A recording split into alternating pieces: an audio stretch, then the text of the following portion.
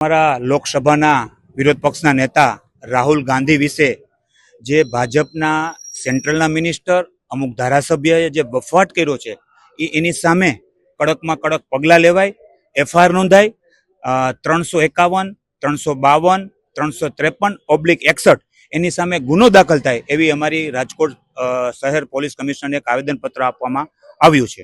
જી, કારણ કે ભારતીય જનતા પાર્ટી જે દિવસે દિવસે ગભરાય છે, બોખલાય છે, એ અમારા નેતા રાહુલ ગાંધી વિશે અભદ્ર શબ્દો, ગાળો અને એમને અંતે ટેરરિસ્ટ જેવા શબ્દોનો ઉપયોગ કરીને સંબોધી રહી હોય ત્યારે અમારે લોકોને કહેવું પડે કે એ ટેરરિસ્ટ નથી, એ લોકોનો અવાજ છે.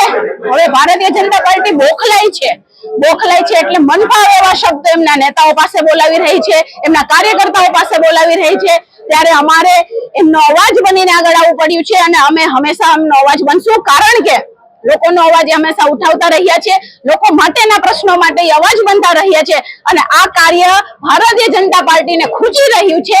એ બદલ આવા શબ્દોનો ઉપયોગ કરે છે જે કોઈ દિવસ સાખી નહીં લેવાય.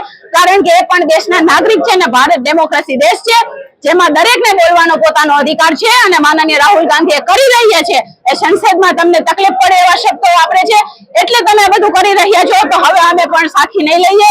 આજ એના માટે અમે સીપી સાહેબને મળવા આવ્યા છીએ અને આવેદન આપવા આવ્યા છીએ કે આવું વર્તન ભલે રાજકીય પક્ષ હોય પણ ન ચલાવી લેવાય. કારણ કે ભારત લોકશાહી દેશ હોય એમાં દરેકને પોતાની વાત રાખવાનો, વાતને રજૂ કરવાનો અધિકાર હોય છે. એના માટે તમે આવા શબ્દનો ઉપયોગ ના કરી શકો. અને જ્યારે ભારતીય જનતા પાર્ટીના એક નેતા એમ કહેતા હોય ખુલ્લેઆમ કે રાહુલ ગાંધીની જીભ જે કોઈ કાપીને અમને આપશે એમને 11 લાખ રૂપિયા દેશું, તો અમે એમને કહેવા માંગીએ છીએ કે જો આજ પૈસાનો ઉપયોગ તમે લોકોના કામ માટે કર્યો હોત, લોકોની તકલીફો દૂર કરવા માટે કર્યો હોત, તો તમારે આવા નિવેદન ન આપવા પડત. એ તમારે જોવાની જરૂરત હતી.